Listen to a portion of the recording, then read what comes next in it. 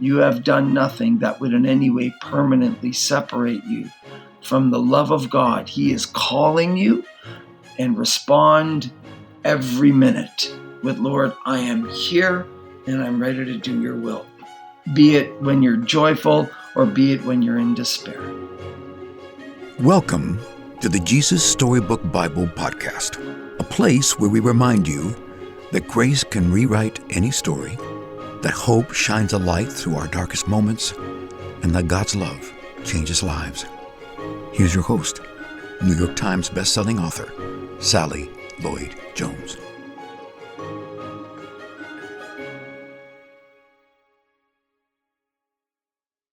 Hello, I'm Sally Lloyd Jones, author of the Jesus Storybook Bible, which tells the story of God's wonderful, never stopping, never giving up, unbreaking, always and forever love. Welcome to the show. Today we're talking about beauty and the power of beauty to change the world. Ralph Waldo Emerson described beauty as God's handwriting. Frederick Buechner wrote this about beauty. Beauty is to the spirit what food is to the flesh. A glimpse of it in a young face, say, or an echo of it in a song, fills an emptiness in you that nothing else under the sun can.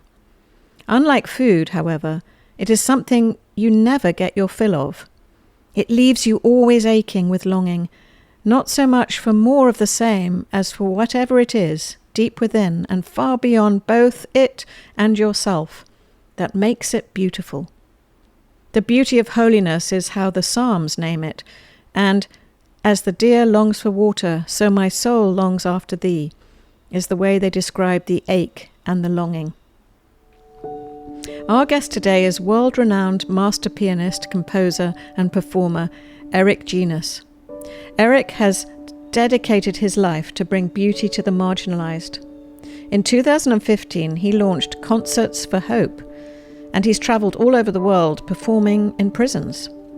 As he says, quote, "My hope is not to entertain. My hope is to provide dignity. If we all collectively take our little gifts, we can make the world a better place," end quote. It's a beautiful message of hope and joy and wonder. He talks about how a piano opened up a whole world to him. He talks about Cicero and Plato and what true charity looks like. And he shares some profoundly moving stories, like the one about what happened one time when he was playing a concert in a children's prison and one 15-year-old stood up. But I'll let him tell you that story. As Martin Luther said, "Beautiful music is the art of the prophets that can calm the agitations of the soul. It is one of the most magnificent and delightful presents God has given us." It is such a beautiful mission and calling, and I can't wait for you to hear from him. So without further ado, please welcome my friend and now yours, Eric Genuis. My name is Eric Genuis, and I'm a composer, and I perform my own music, and I perform music throughout the world, and I play in every venue you can imagine. So we play in concert halls of all sizes, and then I play for a lot of celebrity events, and I play in a lot of country clubs as fundraisers. But then I play in a lot of very dark areas. For the last 30 years of my life, I've sort of chosen to perform in prisons. So I've played over 1,000 shows in prisons, including death row and places like that, men and women's prison, and prisons for children. And the stages are very real, they're very raw, and they're very hidden. And I play for very broken people. And I play in a lot of rehab centers and for a lot of people in inner city schools as well. And I do it predominantly because I believe so much in the impact of beauty and what beauty means to the person, what beauty means to the soul, and what beauty means to civilization. So when I was a kid, I started studying piano, and I grew up in Canada. So my parents would say, "Okay, time to practice the piano." And I was like every other kid. My friends are playing street hockey. I'm not going to practice the piano when my friends are playing street hockey. So I grabbed my hockey stick and ran out the back door. But when I was about 10 years old, and I thought to myself, well, let me see how good at this thing I can get. And it was a miracle. The more I practiced, the better I got. Imagine that. And then what I did was I found and developed a love for composing. So I started to think this piano opens me up to the world. And I still feel that at 56 years old, every time I sit down to compose a piece, it's like a whole new world. It's like, entering into, just this world that is so beautiful and endless, and the awe and the wonder and the mystique of life. What a gift. But then, I just started playing in places and people started asking me to perform, for their organizations. And then I started to perform all over. Now, unlike any other time in history, our young have full exposure to music. They have full exposure. They can listen to whatever they want, whenever they want, in any environment they want, as many times as they want. They're not restricted by anything. I play for thousands of third graders every year. But if you give a third grader a steady diet of, aggressive music, then they're going to look at life through the lens of aggression and anger. And if you give a kid, steady diet of pessimistic music and music that is cynical, they will look at life through the lens of cynicism, of pessimism, and of no hope. And if you give a child beauty, then they will look at life through the lens of the awe and wonder that we were all meant to view life. And so I look at this and I think, the impact, even Plato talked about it. He said, if you want to govern a nation, you don't need the laws. All you need is the music. And then he went on to say, music is a moral law. It gives soul to the universe and wings to the mind and flight to the imagination and a charm and a gaiety to life and to everything. Confucius said, if you want to know the morality of a nation, let me hear the music and I'll tell you of the morality.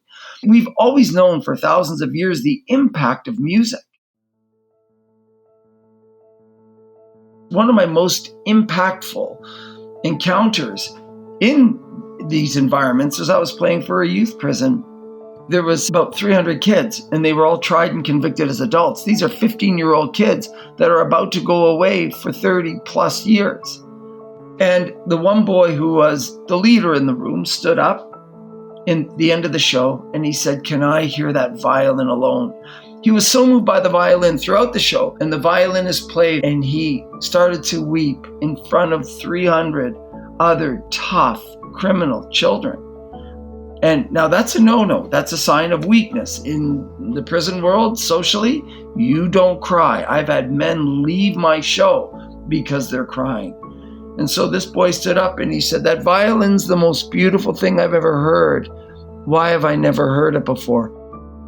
This one man doing a double life sentence for a double murder stood up in the middle of the second piece and he yelled out, "I forgot what hope felt like."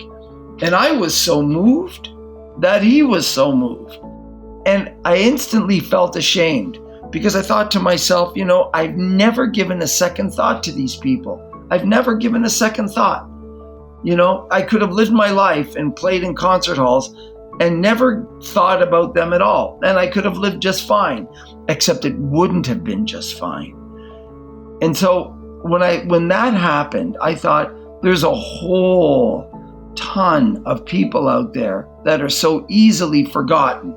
There's a lot of people in this world that are easy to love, and then a lot of people in this world that are tough to love. And I have completely allowed myself to ignore those that are tougher to love. This is why I go in. It's for people like that young man. I thought, this is worthy of throwing my life at. Nobody cares about the stages. Nobody cares about the glory. Nobody cares about the celebrity status. That stuff is all irrelevant when we die. Nobody's going to remember that stuff. But the impact that you make is something that could have eternal consequences. And so I look at beauty and I think, I've been given this gift to be able to create music. I'll go wherever asked. I know they've done tough things and a lot of people have been hurt by criminality. And I get a lot of emails regarding that. Why do you go in and play? I don't understand why you're wasting your life playing for these people. And I understand their pain. But that's when I've sort of decided we give up on nobody. As soon as we start giving up on people and looking at, sort of one life as more valuable or worthwhile than another, then we really have dismissed the whole concept of the mystery of life and who we are and the purpose and the meaning and the dignity. It's not glamorous, but it is glorious.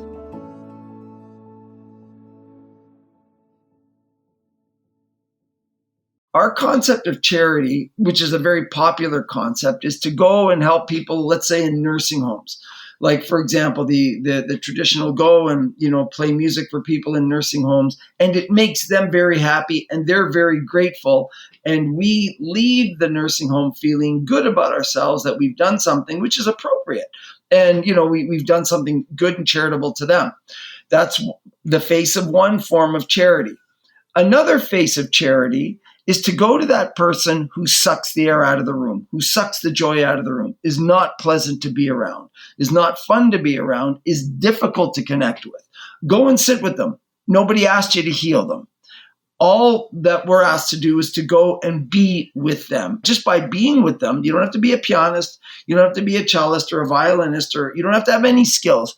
Just go and be with them. We forgot what we mean to each other. Just by being with that person, you will uplift their humanity, because just by being with them, what you're saying is, you are worthwhile for me to be there, and you are uplifting their humanity. And you're going to walk away and you may feel frustrated, and you may feel like it did nothing, and you may feel like all you did was go there and sort of waste your hour and to something that was very joyless.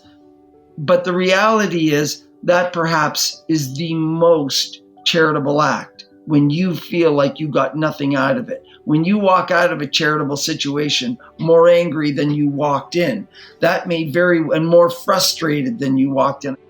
Our Lord didn't ask us to evaluate this stuff.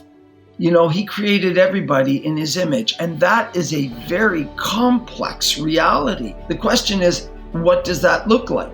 Well, it involves reflection, it involves abandonment, it involves action. It's not easy, it's not obvious, but it's so worthwhile. It is such a worthwhile pursuit to recognize that every person has a soul, and every person has been called to be drawn close to Christ. Christ is constantly pursuing that person, and through charitable works and inviting others, whether it's directly or indirectly, inviting them to a higher sense of humanity, and ultimately that higher sense of humanity, God willing, leads them to a realization of their own spiritual reality and that God is calling them.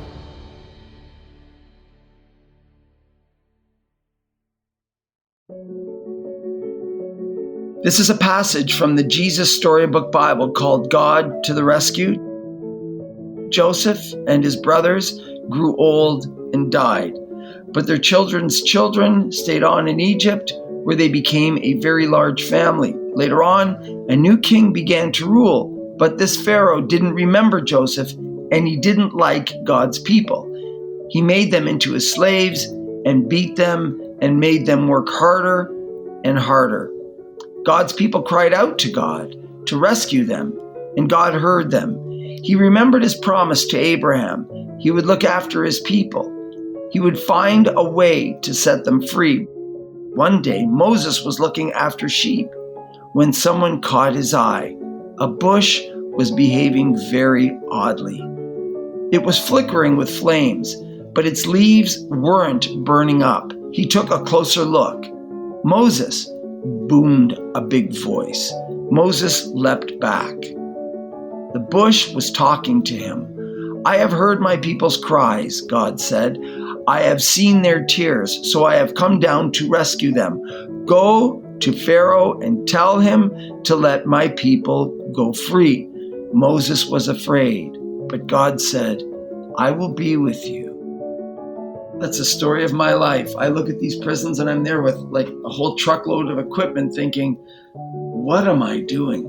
Like I'm there at 5 a.m, ready to go through checkpoint to play like 3 or 4 concerts in a row. But you just go. You just go. And so I love this. Moses wasn't sure, didn't know what he was doing, didn't feel like he had the appropriate skills, but you just go. So I love this passage. I get a lot of strength from it.